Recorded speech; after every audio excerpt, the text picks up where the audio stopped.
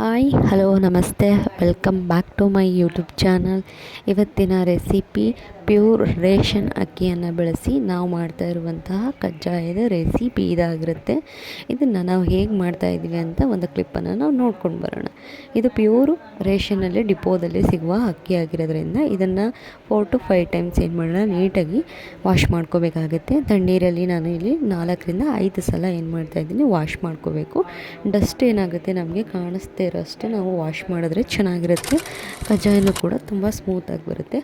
ಅದಾದಮೇಲೆ ನಾವು ಅದನ್ನು ಒಂದು ಸ್ಟ್ರೈನರಲ್ಲಿ ಹಾಕಿ ನೀರು ಸೋರೋದಕ್ಕೆ ಬಿಟ್ಟು, ನೀರು ಸೋರಾದ್ಮೇಲೆ ಕಾಟನ್ ಬಟ್ಟೆ ಮೇಲೆ ಈ ರೀತಿ ಒಂದು 10 ನಿಮಿಷ ಏನು ಮಾಡಿ, ನೀರು ಸೋರಾದಮೇಲೆ ಅದನ್ನು ಒಣಗಾಕಿದ್ಮೇಲೆ ಈ ರೀತಿ ಬಂದಮೇಲೆ ನಾವು ಅದನ್ನು ಮಿಕ್ಸಿಗೆ ಹಾಕಿ ಮಿಕ್ಸಿಯಲ್ಲಿ ಈ ರೀತಿ ಫೈನ್ ಪೇಸ್ಟ್ ಮಾಡ್ಕೋಬೇಕು.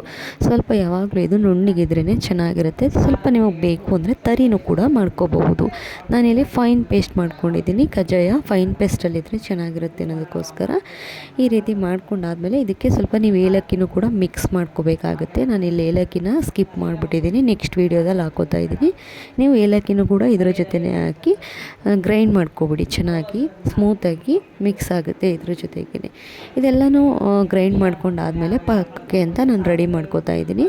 ಪಾಕಕ್ಕೆ ನಾನಿಲ್ಲಿ ಒಂದು 3 ಅಚ್ಚು ಬೆಲ್ಲ ತೊಗೊಂಡು ಒಂದು ಟೀ ಲೋಟದಲ್ಲಿ ಏನು ಮಾಡಿದ್ದೀನಿ, ಅರ್ಧ ಗ್ಲಾಸಸ್ಸು ನೀರನ್ನು ಹಾಕ್ಕೊಂಡು ಸ್ವಲ್ಪ ಬೆಲ್ಲವನ್ನು ಜಜ್ಜಿ ಕುದಿಯೋದಕ್ಕೆ ಇಟ್ಟಿದ್ದೀನಿ. ನೀವು ಬೆಲ್ಲವನ್ನು ಕರಗಿಸಿ ಬೆಲ್ಲದಲ್ಲಿ ಇರುವಂತಹ ಗಲೀಜೇನಿರುತ್ತೆ, ಡಸ್ಟು ಅಥವಾ ಕಲ್ಲು ಇದೆಲ್ಲ ಇರುತ್ತೆ, ಹಾಗಾಗಿ ಅದನ್ನು ಒಂದು ಸಲ ನೀಟಾಗಿ ಸೋಸ್ಕೋಬೇಕಾಗುತ್ತೆ.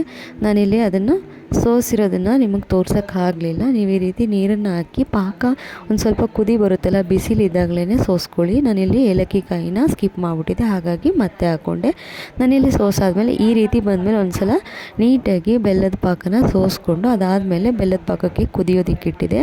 ಕುದೀತಾ ಇರಬೇಕಾದ್ರೆ ಪಾಕನ ನಾವು ಈ ರೀತಿ ಕನ್ಸಿಸ್ಟೆನ್ಸಿಯಲ್ಲಿ ನಾವು ನೋಡ್ಕೋಬೇಕಾಗತ್ತೆ. ಅದು ಗೊತ್ತಾಗಲಿಲ್ಲ ಅಂತಂದರೆ ನಾವು ಈ ರೀತಿ ತಣ್ಣ ನೀರಿನ ಒಂದು ಬೌಲ್ಗೆ ಈ ರೀತಿ ಒಂದು ಸ್ಪೂನ್ನಷ್ಟು ತೆಗೆದು ಬಿಟ್ಟಾಗ ನಮಗೆ ಈ ರೀತಿ ಒಂದು ಉಂಡೆ ಶೇಪಲ್ಲಿ ಅಥವಾ ನೀವು ಯಾವ ಶೇಪ್ ಕೊಡ್ತೀವೋ ಆ ಶೇಪಿಗೆ ಬಂದಾಗ ಪಾಕ ಬಂದಿದೆ ಅಂತ ನಮಗೆ ಅರ್ಥ ಆಗುತ್ತೆ. ಅದಾದಮೇಲೆ ನಾವೇನು ಮಾಡೋಣ, ತಡ ಮಾಡ್ದೇ ಆ ಪಾಕದೊಳಗೆ ನಾವೇನು ಮಾಡಬೇಕು, ರುಬ್ಬಿಟ್ಟಿದ್ದಂತಹ ಅಕ್ಕಿ ಹಿಟ್ಟನ್ನು ಮಿಕ್ಸ್ ಮಾಡ್ಕೋಬೇಕು. ನಾವಿಲ್ಲಿ ರುಬ್ಬಿಟ್ಟಿದ್ದಂತಹ ಅಕ್ಕಿಯನ್ನು ಸ್ವಲ್ಪ ಏನು ಮಾಡಬೇಕು, ನೀಟಾಗಿ ಅದನ್ನು ಇದು ಮಾಡ್ಕೋಬೇಕು. ಏನಂತಾರೆ ಅದನ್ನು ಒಂದ್ರಿ ಅಂತ ಆಡ್ತಾರಲ್ಲ, ಆ ರೀತಿ ಆಡ್ಕೋಬೇಕು. ಅದನ್ನು ಆದಮೇಲೆ ನಾವೇನು ಮಾಡಬೇಕು, ಮಿಕ್ಸ್ನ ಚೆನ್ನಾಗಿ ಮಾಡ್ಕೋಬೇಕು. 2 ಕೈನ ಯೂಸ್ ಮಾಡಿ ಚೆನ್ನಾಗಿ ಮಿಕ್ಸ್ ಮಾಡ್ಕೋಬೇಕು. ಅದು ಎಲ್ಲ ಪಾಕದೊಳಗಡೆ ಇಟ್ಟು ಬ್ಲೆಂಡ್ ಆಗಬೇಕು. ನಮಗೆ ಪಾಕ ನೋಡ್ತಾ ಇದ್ದೀರಲ್ಲ, ಪಾತ್ರೆ ಒಳಗಡೆ ಒಂದು ಸ್ವಲ್ಪನೂ ಕೂಡ ಅಂಟಿಲ್ಲ.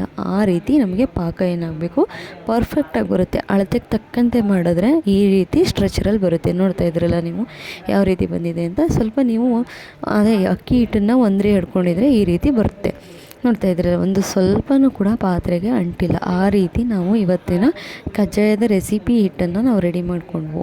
ಅದನ್ನು ಒಂದು ಬೌಲ್ ಒಳಗಡೆ ಹಾಕಿ ನಾನು ಶಿಫ್ಟ್ ಮಾಡಿಕೊಂಡೆ. ಮಾರ್ನಿಂಗ್ ಮಾಡೋಣ ಅಂತ. ಬೆಳಿಗ್ಗೆ ಏನು ಮಾಡೋಣ, ಮಾರ್ನಿಂಗು ಹಾಕಿದ್ರೆ ಚೆನ್ನಾಗಿರುತ್ತೆ. ಒಂದು ಓವರ್ ನೈಟ್ ಇಟ್ಬಿಟ್ರೆ ಚೆನ್ನಾಗಿ ಏನಾಗುತ್ತೆ, ಮಿಕ್ಸ್ ಆಗಿರುತ್ತೆ. ಸೊ ನಾನಿಲ್ಲಿ ಒಂದು ಗೋಲಿ ಗಾತ್ರದ್ದು ಬೆಳಗಿನ ಜಾವ ಒಂದು 10 ಗಂಟೆ ಮೇಲೆ ಏನು ಮಾಡ್ತಾಯಿದ್ದೀನಿ, ಒಂದು ರೌಂಡಿಗೆ ತೊಗೊಂಡು ಶೇಪನ್ನು ಒಂದು ಎಣ್ಣೆ ಕವರ್ ಮೇಲೆ ನಾನಿಲ್ಲಿ ಬ್ಲ್ಯಾಕ್ ಎಳ್ಳನ್ನು ಯೂಸ್ ಮಾಡಿದ್ದೀನಿ. ಕಲರ್ ಕಾಂಬಿನೇಷನ್ ಚೆನ್ನಾಗಿರುತ್ತೆ ಅನ್ನೋದಕ್ಕೋಸ್ಕರ ಬ್ಲ್ಯಾಕ್ ಎಳ್ಳನ್ನು ಯೂಸ್ ಮಾಡಿದ್ದೀನಿ. ನೀವು ವೈಟನ್ನು ಕೂಡ ಯೂಸ್ ಮಾಡ್ಬೋದು.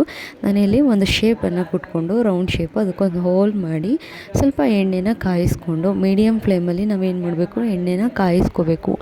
ಆ ಕಾದಿರೋ ಎಣ್ಣೆಗೆ ನಾವು ಏನು ಮಾಡಬೇಕು, ಈಗ ಕಜ್ಜಾಯವನ್ನು ಹಿಟ್ಟನ್ನು ಏನು ರೆಡಿ ಮಾಡ್ಕೊಂಡಿದ್ವೋ ಅದನ್ನು ಹಾಕಿ 1 ನಿಮಿಷ ಟಚ್ ಮಾಡೋದಕ್ಕೆ ಹೋಗಬಾರ್ದು. 1 ನಿಮಿಷ ಆದಮೇಲೆ ಅಥವಾ 15 ಸೆಕೆಂಡ್ಸ್ ಆದಮೇಲೆ ನಾವೇನು ಮಾಡಬೇಕು, ಅದನ್ನು ಉಲ್ಟಾ ಮಾಡ್ತಾ ಇರಬೇಕು.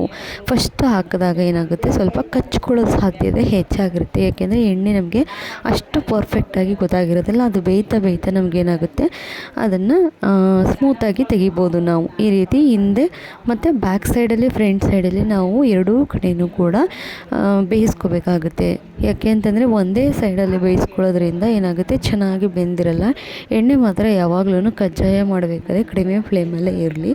ಯಾಕೆಂದರೆ ಒಳಗಡೆ ಹೂರಣ ಚೆನ್ನಾಗಿ ಬಾಯ್ಲ್ ಆಗಬೇಕು ಅಂತಂದರೆ ನಾವು ಕಡಿಮೆ ಫ್ಲೇಮಲ್ಲಿ ಬೇಯಿಸಬೇಕು. ಇಲ್ಲಾಂದರೆ ಮೇಲ್ಗಡೆ ಸೀದೋಗಿರೋ ಥರ ಕಾಣಿಸುತ್ತೆ, ಒಳಗಡೆ ಬೆಂದಿರಲ್ಲ. ನೋಡ್ತಾ ಇದ್ದೀರಲ್ಲ, ಇವತ್ತು ನಾನು ಕಡಿಮೆ ಫ್ಲೇಮಲ್ಲೇ ಯೂಸ್ ಮಾಡಿ ಈ ರೀತಿ 1 ಗ್ಲಾಸ್ ಅಕ್ಕಿಯನ್ನು ಯೂಸ್ ಮಾಡಿ ಈ ರೀತಿ ಕಜ್ಜಾಯದ ರೆಸಿಪಿಯನ್ನು ಇವತ್ತು ಮಾಡಿದ್ದೀನಿ. ಇವತ್ತು ಮಾಡಿದ್ದೀನಿ. ಎಷ್ಟು ಸೊಗಸಾಗಿದೆ ಅಲ್ವಾ, ನೋಡ್ತಾ ಇದ್ದೀರಲ್ಲ. ಇವತ್ತಿನ ರೆಸಿಪಿ ಇದಾಗಿತ್ತು. ಇಷ್ಟ ಆದರೆ ಲೈಕ್ ಮಾಡಿ.